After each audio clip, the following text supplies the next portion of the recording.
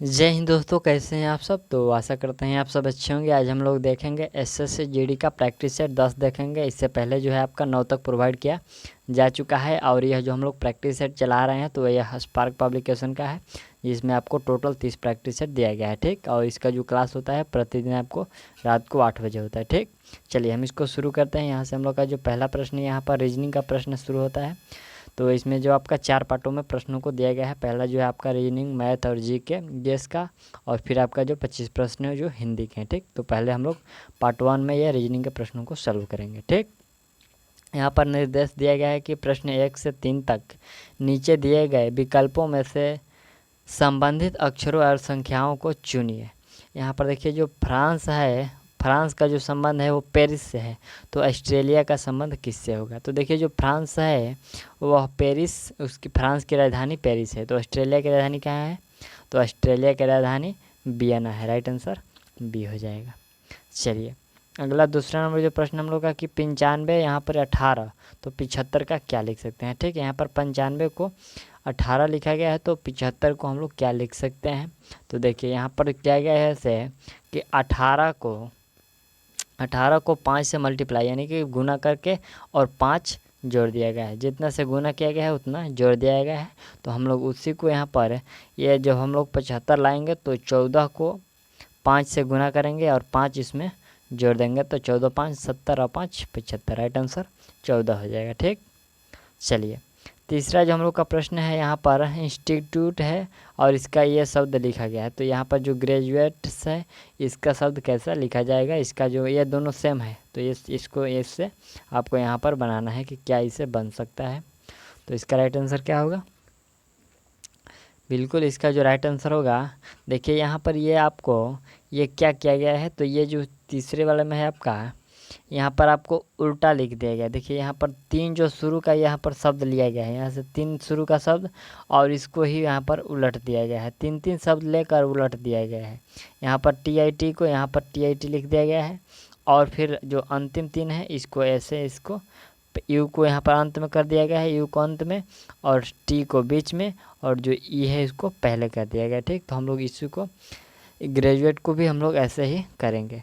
तो यहाँ पर जब हम लोग करेंगे तो यहाँ पर इसको पहले पढ़ लेंगे ARG हो जाएगा। फिर यहाँ पर DUA है तो AUD करेंगे और फिर यहाँ पर TES है तो पहले S करेंगे, उसके बाद T करेंगे, उसके बाद ये हो जाएगा। कौन सा हो जाएगा, यहाँ पर T नहीं होगा, यहाँ पर कौन सा, हाँ T हो जाएगा, लास्ट में T होगा और पहले E होगा। ठीक, SET, तो यहाँ पर ऑप्शन जो हम लोग का C है वो सही है, ये नहीं होगा, यहाँ पर ऑप्शन C सही हो जाएगा। ठीक, चलिए अगला जो यहाँ पर हम लोग का चौथे नंबर प्रश्न है कि यदि अंग्रेजी शब्द में प्रोड्यूसर को उसकी अंग्रेजी वर्णमाला के स्थानीय अंकों के समान अंकों दिए जाए, यहाँ पर समान अंकों दिए जाए तो शब्दों के मानों का 3/4 यहाँ पर कितना होगा। देखिए यहाँ पर प्रश्न है कि इस प्रोड्यूसर को अंकों के स्थान पर इसका अंक दिया जाए।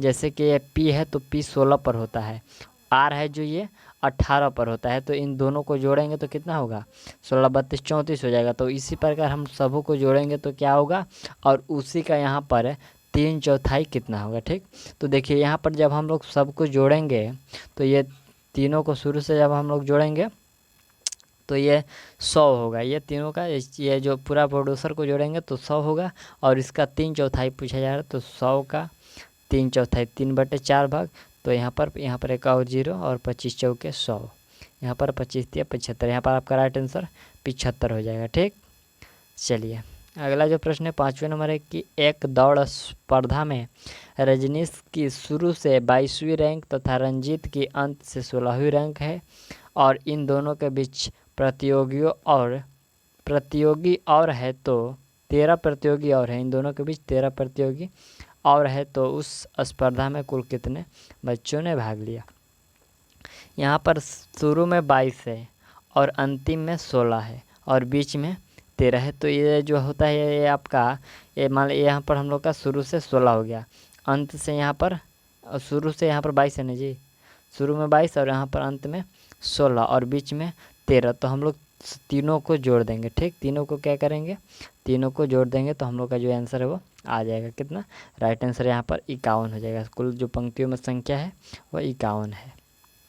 चलिए अगला प्रश्न है चौथे नंबर हम लोग का है कि नीचे दिए गए अंकों के श्रृंखला के प्रश्न चिन्ह के स्थान पर क्या आएगा। देखिए प्रश्न चिन्ह के स्थान पर क्या आएगा, ये C4X और N9U, यहाँ पर I16 और R है। तो देखिए यहाँ पर जो है C से यहाँ पर कितना बढ़ाया गया है, तो C से आपको 3 बढ़ाया गया है, C से 3 बढ़ाकर F कर दिया गया है।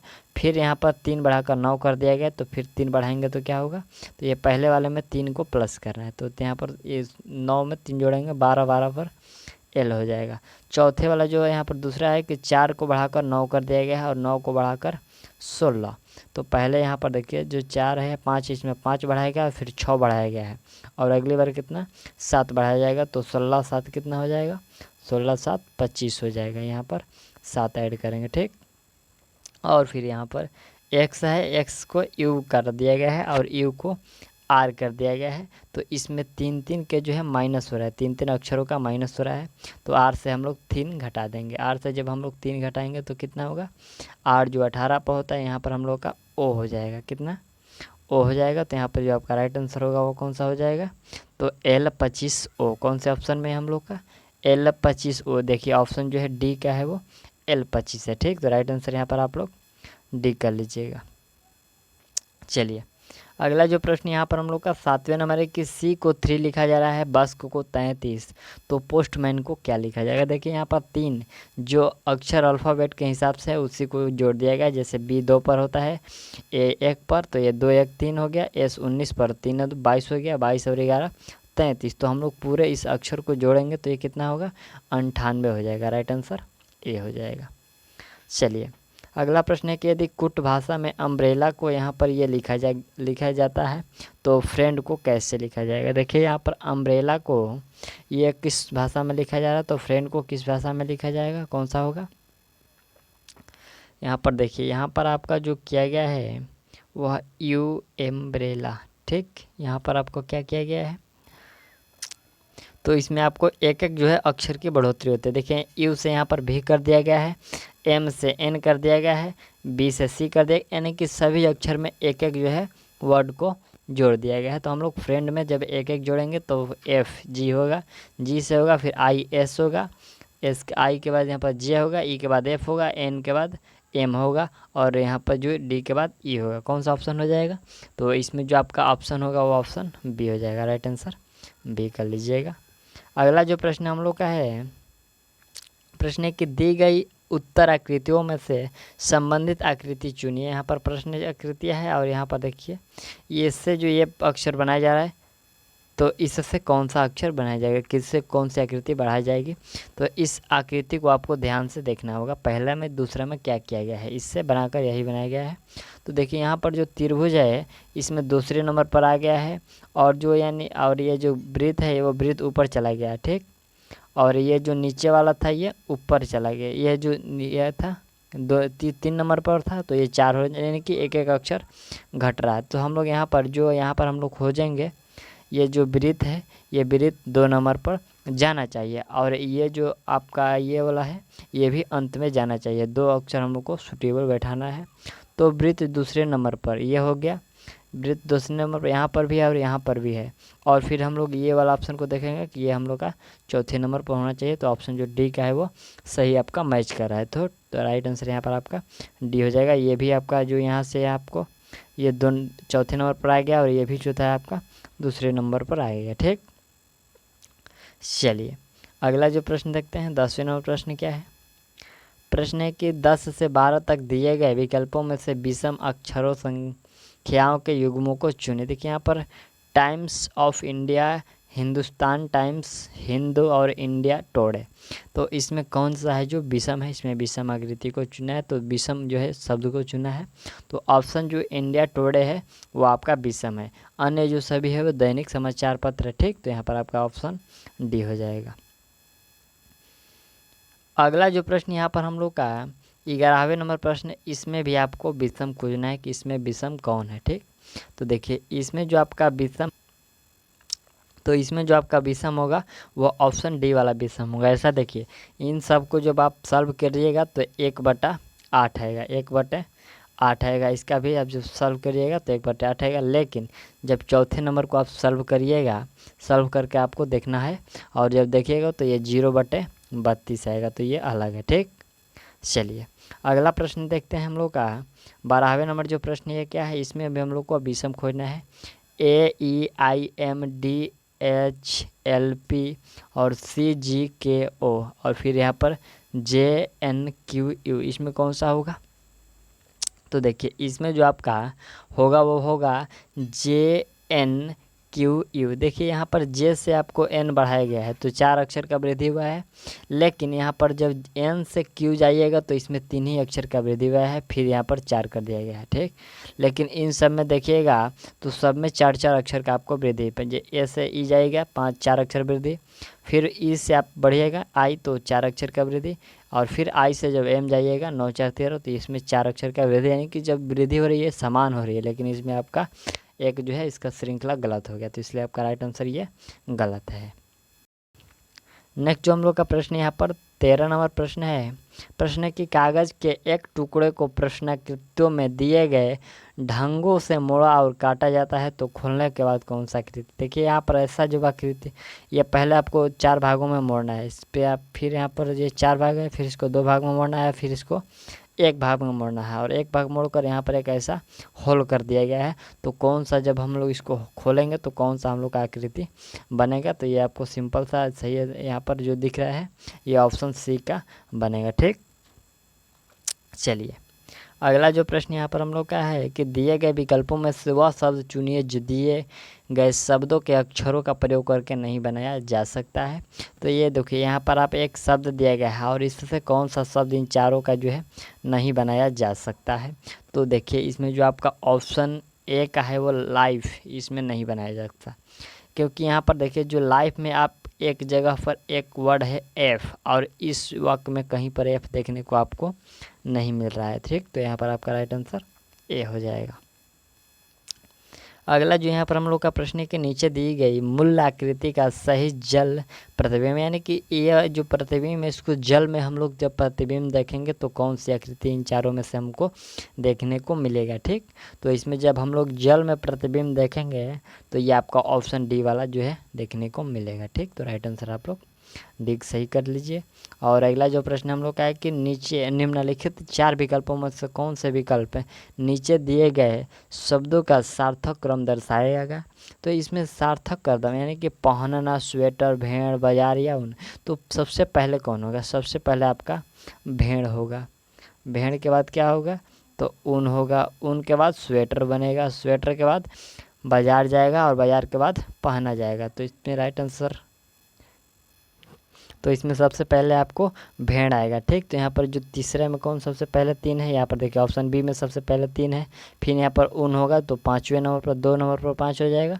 तो ये जो पहला देखिए आप बी का जो आपका क्रम दर्शाया गया है वो सही है। ठीक, तो आप इसमें राइट आंसर बी कर लीजिएगा। चलिए अगला प्रश्न देखा जाए हम लोग का 17 नंबर प्रश्न है कि दी गई अक्षर श्रृंखला में खाली स्थानों पर क्रम से रखने पर जो निम्नलिखित में से कौन सा अक्षर सेट उसे पूरा करेगा? तो जी, यहाँ पर देखिए जी, जे और फिर एक स्थान पी, फिर यहाँ पर फिर भी है। देखिए यहाँ पर आपको ऐसे किया गया है कि सब जो है समान अक्षर की तरफ आपको बढ़ रहा है। देखिए यहाँ पर जब हम लोग जी है यहाँ पर है तो हम लोग कहाँ से शुरू करते हैं? तो इसको हम लोग डी से जब शुरू करेंगे, डी के बाद हम लोग जी जाएंगे, डी से जी, इसमें 3 अक्षर का वृद्धि हुआ है। ठीक, सबसे पहले हम लोग को ये जो जी से लेकर जे है इसके बीच का हम लोग को गैपिंग खोजना है कि ये गैपिंग कितने का है, तो ये 3 का गैपिंग है। ठीक, तो हम लोग 3-3 अक्षर को देखेंगे बढ़ाकर और वही जो सही होगा वो उसमें हम लोग सही कर सकते हैं। तो देखिए यहाँ पर जी से हम लोग पहले 3 अक्षर बढ़ा दिए, डी हो जाएगा, डी के बाद यहाँ पर 3 जो जी के बाद जो है 3 अक्षर जोड़ेंगे तो जे हो जाएगा, जे में फिर हम लोग 3 जोड़ेंगे, तो जे में 3 जोड़ेंगे तो ये आपका एम मिलेगा, क्या मिलेगा? एम हो जाएगा। एम के बाद 3 अक्षर जोड़ेंगे तो पी सही है, पी के बाद फिर हम लोग 3 अक्षर जोड़ेंगे, तो ये पी के बाद 16 और इसके बाद 3 जोड़ेंगे 19 पर एस हो जाएगा।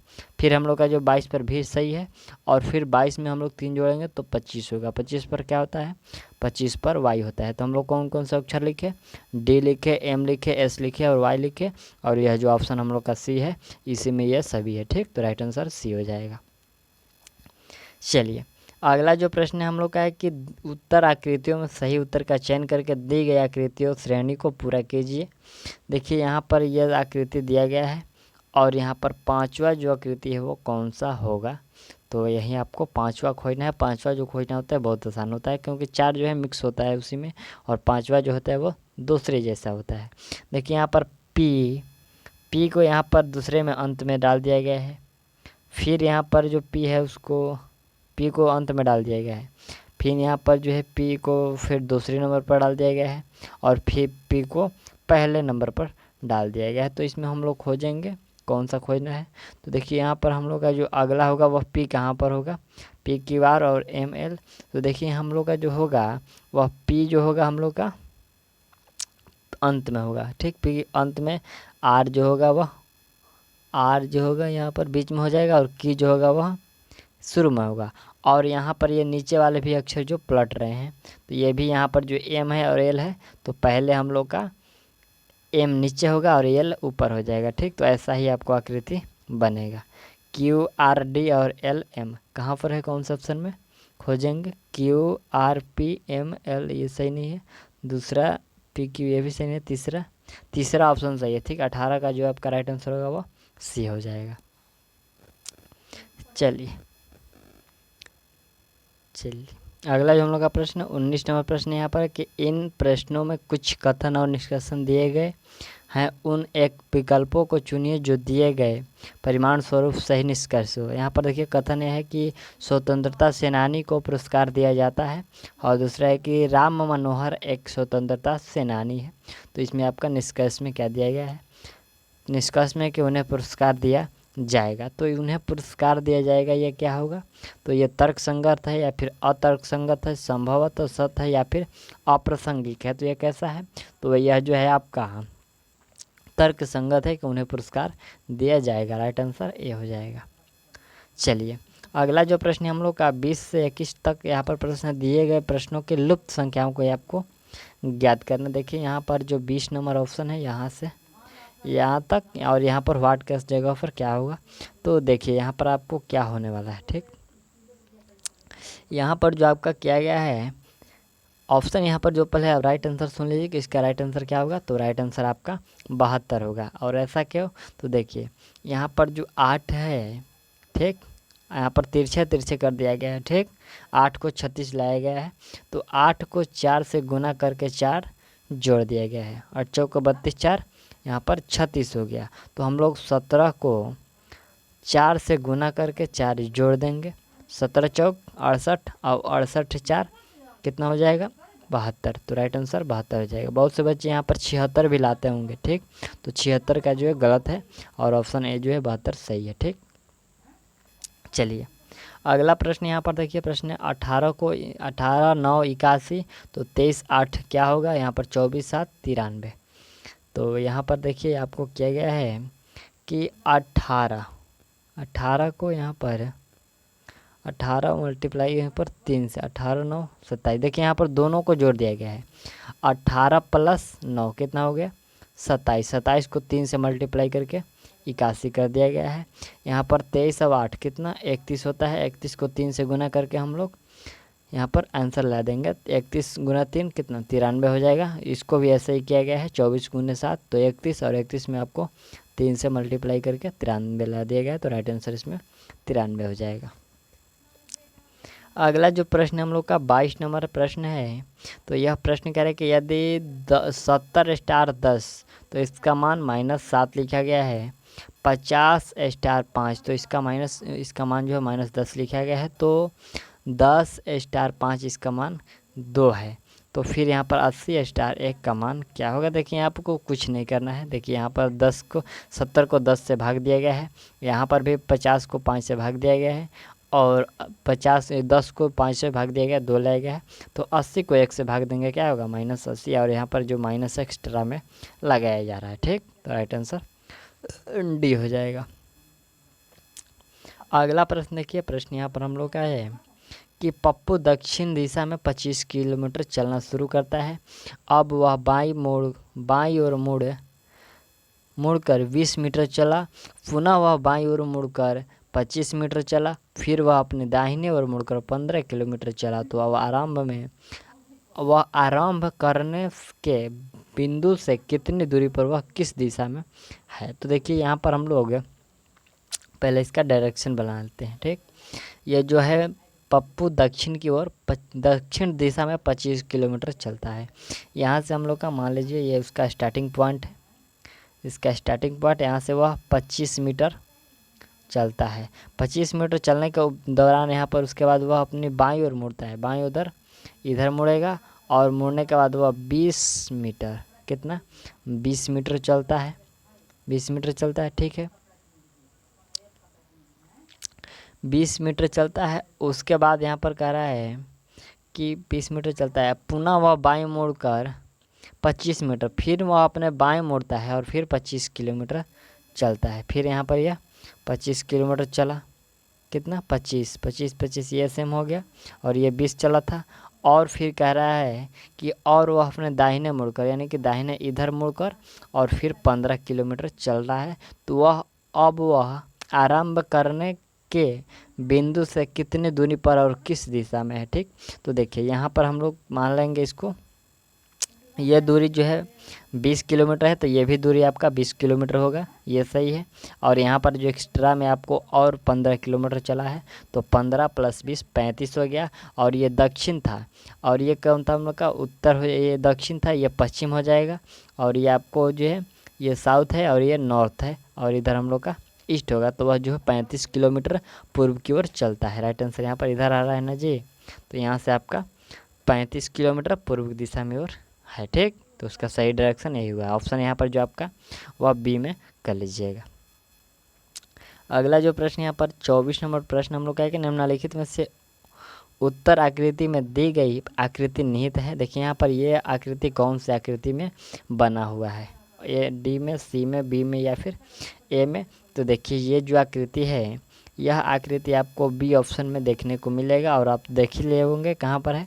ये देखिए आपको यही यहाँ पर है। ठीक, कहाँ पर है ये, ऐसे ऐसे ऐसे ऐसे ऐसे, यही ना है जी, यहाँ से, हाँ यही था, ये हाँ वही था, ये इधर से ऐसे ऐसे ऐसे और ऐसे। ठीक, ऑप्शन बी सही कर लीजिएगा। अगला जो प्रश्न यहाँ पर हम लोग का 25 नंबर, यानी कि जो अंतिम नंबर प्रश्न है, ये आपका रीजनिंग का है। दिए गए विकल्पों में से उस सेट को चुनिए जो दिए गए सेटों को प्रायः पूर्ण करे। देखिए यहाँ पर 290 17 4, तो ये 290 17 4, तो इस चारों में से ऐसा इसी प्रकार से हम लोग का शब्द खोजना है कि कौन सा है। तो देखिए यहाँ पर जो किया गया है, तो यह देखिए कैसे 290 कैसे लाया गया है, ये आपको देखना है। ठीक, तो 4 को स्क्वायर कर दिया गया, कितना 16 हो गया, और इसमें कितना 1 जोड़ देना है, कितना हो गया 17, कितना हो गया 17, और फिर 17 का स्क्वायर करके 1 जोड़ना है। तो 17 का स्क्वायर 289 होता है, और प्लस 1 जोड़ देंगे 290 हो जाएगा। और इसी प्रकार से जब हम लोग सॉल्व करेंगे, तो इसमें जो ऑप्शन सी हम लोग पकड़ते हैं, 1 का स्क्वायर करेंगे 1 होगा, और इसमें 1 जोड़ देंगे, कितना 2 हो जाएगा। 2 का स्क्वायर करेंगे और फिर इसमें हम लोग 1 जोड़ेंगे, तो 2 का स्क्वायर 4, और प्लस उसमें 1 जोड़ देंगे 5 हो जाएगा। ठीक, तो ये आपका जो है सूटेबल हो रहा है, तो राइट आंसर सी हो जाएगा। चलिए अगला जो प्रश्न यहाँ पर हम लोग का वह पार्ट बी में, जो कि सामान्य जानकारी जीके जीएस का प्रश्न है, तो हम लोग इसको सॉल्व करते हैं। यहाँ पर 26 नंबर जो प्रश्न है कि विद्युत सेल में किस तरह की ऊर्जा निहित होती है। तो विद्युत सेल में जो ऊर्जा निहित होती है वह किस प्रकार की निहित होती है, तो इसमें रासायनिक ऊर्जा निहित होती है। राइट आंसर इसमें आप सी कर लीजिए। अगला प्रश्न यहाँ पर हम लोग का है कि भारत में आर्थिक नियोजन ... में है। तो भारत में जो आर्थिक नियोजन है वो किस में है, तो समवर्ती सूची में है। यहाँ पर आपका राइट आंसर समवर्ती सूची हो जाएगा। चलिए अगला प्रश्न है हम लोग का कि सारनाथ स्तंभ का जो चक्र, सारनाथ स्तंभ का चक्र निम्न में से किसे इंगित करता है? कि यहाँ पर जो सारनाथ में स्तंभ चक्र है वो किसको इंगित करता है, यानी कि किनको वह निर्देश देता है? तो वही है कि वह प्रगति का निर्देश देता है। जो चक्र होता है वो 24 घंटे चलने का जो निर्देश देता है। चलिए अगला प्रश्न है कि तिनकठिया प्रथा का संबंध निम्न में से किस क्षेत्र से है? तो तिनकठिया का जो संबंध है वह आपको चंपारण से, ठीक, तिनकठिया का किससे है? चंपारण क्षेत्र से। राइट आंसर ए हो जाएगा। अगला जो हम लोग का प्रश्न यहाँ पर 30वें नंबर प्रश्न है कि महावीर का जन्म कहाँ हुआ था? तो महावीर का जो जन्म है वो कुंडलग्राम वैशाली में। राइट आंसर सी कर लीजिएगा, कुंडलग्राम वैशाली में महावीर जी का जन्म हुआ था। अगला प्रश्न है कि फतेहपुर सीकरी किसने बनवाया था? तो फतेहपुर जो सीकरी है वो किसके द्वारा बनवाया गया था? अकबर के द्वारा। राइट आंसर सी हो जाएगा। अगला प्रश्न है कि निम्न में से कौन सी सबसे पुरानी संस्था है? तो सबसे पुरानी संस्था की बात करें जो ब्रह्म समाज है, वो सबसे पुरानी संस्था जो कि स्थापना है ब्रह्म समाज है। ठीक, राइट आंसर डी हो जाएगा। अगला प्रश्न है हम लोग का कि दो अक्षांश रेखाओं के बीच की दूरी लगभग होती है। तो दो अक्षांश रेखाओं के जो बीच की दूरी लगभग में यहाँ पर पूछा गया है, तो वह लगभग दूरी होता है आपको 111 किलोमीटर। ठीक, राइट आंसर यहाँ पर सी हो जाएगा। चलिए अगला प्रश्न है कि वर्तमान में भारत का कौन सा स्थान सफ़ेद पानी के नाम से जाना जाता है?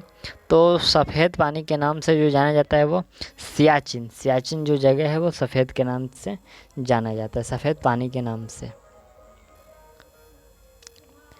चलिए अगला जो प्रश्न यहाँ पर हम लोग का सियाचिन हो गया। ये 35 नंबर प्रश्न है कि लीला सैमसन, ये जो लीला सैमसन का संबंध किस शास्त्रीय नृत्य शैली से है? तो इसका जो संबंध है वो भारतीय नाट्यम से। ठीक, चलिए अगला प्रश्न हम लोग का कि सीएनजी एक स्वच्छ ईंधन है कैसे? देखिए सीएनजी जो है वो स्वच्छ ईंधन है कैसे? यह सल्फर तथा नाइट्रोजन के ऑक्साइड का उत्पादन अल्प मात्रा में करता है। यह वातावरण को कम प्रदूषित करता है और यह जो है कम ग्रीन हाउस गैस उत्सर्जित करता है। क्या हो सकता है इसमें? तो इसमें जो आपका होगा उपयुक्त में से सभी, यानी कि जो सभी कथन है इसका सही है। इसी के कारण जो है सीएनजी एक स्वच्छ ईंधन है। ठीक, चलिए यहाँ पर जो राइट आंसर इसमें आप डी कर लीजिएगा।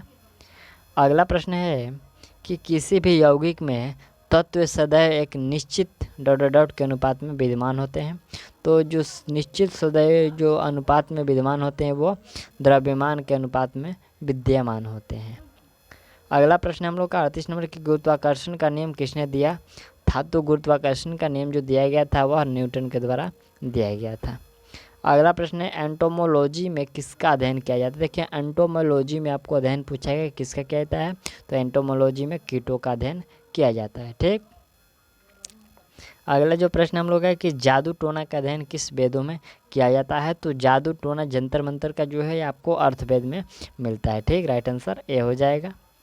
अगला प्रश्न है कि निम्नलिखित में से कौन सा स्थल भारत में नहीं है? भारत में नहीं है हड़प्पा, कालीबंगा, रंगपुर या फिर रोपड़।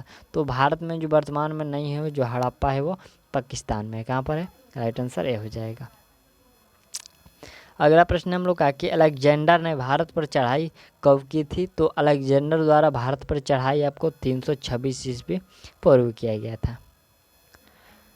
अगला प्रश्न है स्वतंत्र रूप से गिर रही एक वस्तु की गति डॉट त्वरित गति का उदाहरण है। तो ये जो है किस गति का उदाहरण है? एक समान गति का उदाहरण है। राइट आंसर बी हो जाएगा। अगला प्रश्न हम लोग का कि पवन का वेग बढ़ने पर वायु का वेग डॉट होता है कम होता है। देखिए यहाँ पर पवन का वेग बढ़ने पर वायु का दाब या आर्द्रता घनत्व या फिर शुष्क क्या? तो यहाँ पर जो दाब कम होता है। ठीक, अगला प्रश्न है कि टोडरमल किससे संबंधित थे? तो टोडरमल थे वो आपको भूमि सुधार के कार्यों से वो संबंधित थे। अगला प्रश्न हम लोग का कि भारत के मुख्य चुनाव आयुक्त डॉट के लिए कार्यालय संभालते हैं। देखिए जो भारत के मुख्य चुनाव आयुक्त है वो किसके लिए डॉट के लिए कार्यालय है, कार्यकाल नहीं है, कार्यालय है वो संभालते हैं। तो वह संभालते हैं 65 वर्ष आयु अथवा 6 वर्षों के लिए जो भी पहले हो जाए वो कार्य संभालते हैं। ठीक, कार्यालय संभालते रहते हैं। अगला जो प्रश्न हम लोग का 47 नंबर प्रश्न है कि भारत के महान्यवादी भारत सरकार के डॉट डॉट डॉट हैं। तो ये भारत के महान्यवादी भारत सरकार के डॉट डॉट डॉट है, क्या है? तो वह है आपका मुख्य कानून अधिकारी है। राइट आंसर बी हो जाएगा। चलिए अगला प्रश्न यहाँ पर हम लोग का है कि निम्नलिखित में से कौन सा एक शाकाहारी तथा मांसाहारी क्षुद्रांतों की लंबाई का सही संबंध है? देखिए यहाँ पर शाकाहारी मांसाहारी, यहाँ पर देखिए ग्रेटर देन और लेस देन दिया गया है, तो यहाँ पर शाकाहारी है और एक को विकल्प में से कोई नहीं, कौन सा होगा? तो इसमें जो हो जाएगा शाकाहारी और मांसाहारी, ऑप्शन जो है आपका सी वाला वह सही है। ठीक, चलिए अगला प्रश्न यहाँ पर हम लोग का है कि मेढक, छिपकली, पक्षी तथा मानव के पाद डॉट डॉट डॉट के अंग के उदाहरण है। तो ये किसके हैं? देखिए मेढक, छिपकली और पक्षी के जो पाद है वो किस अंग के उदाहरण है? तो ये सभी जो है समजात अंग के उदाहरण है। अगला प्रश्न है हम लोग का कि प्रसिद्ध खजुराहो की गुफाएं स्थित है।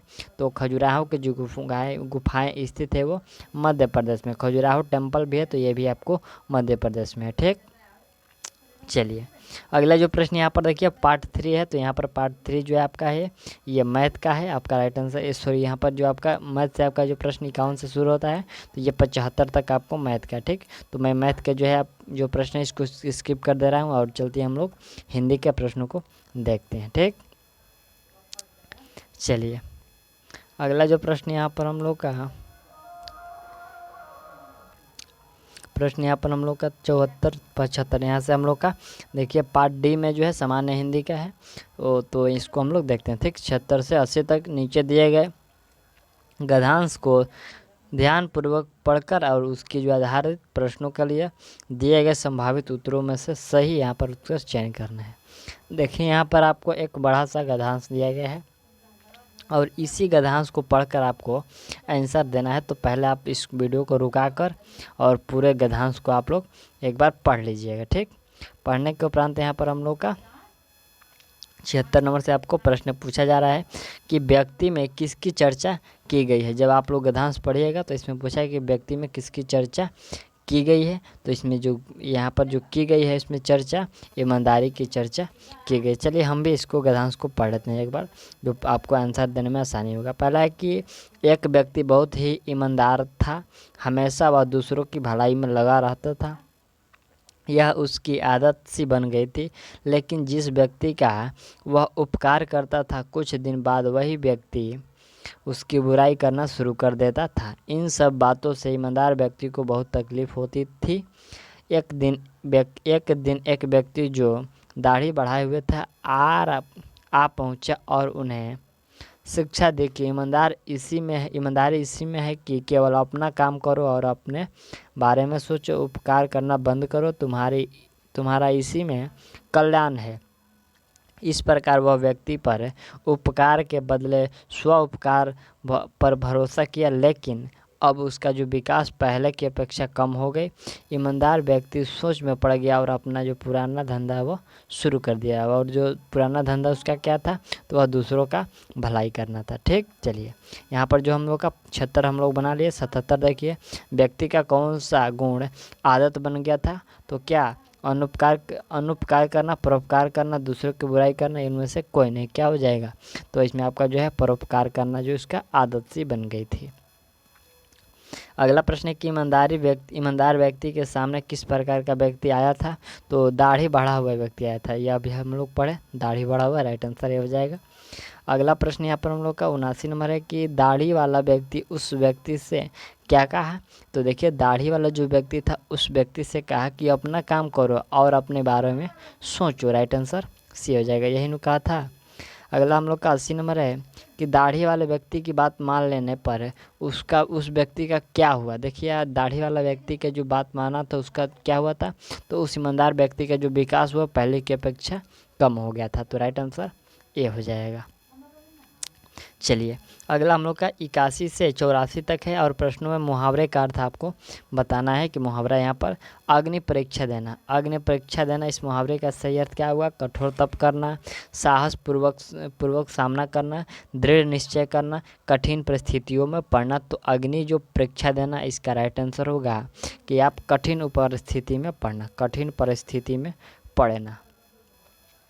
अगला प्रश्न है कि अक्ल का दुश्मन, अक्ल का दुश्मन यहाँ पर महामूर्ख का होगा। ठीक, चलिए अगला प्रश्न है कि गधे के आगे रोना, अंधे के आगे रोना, ये क्या होगा?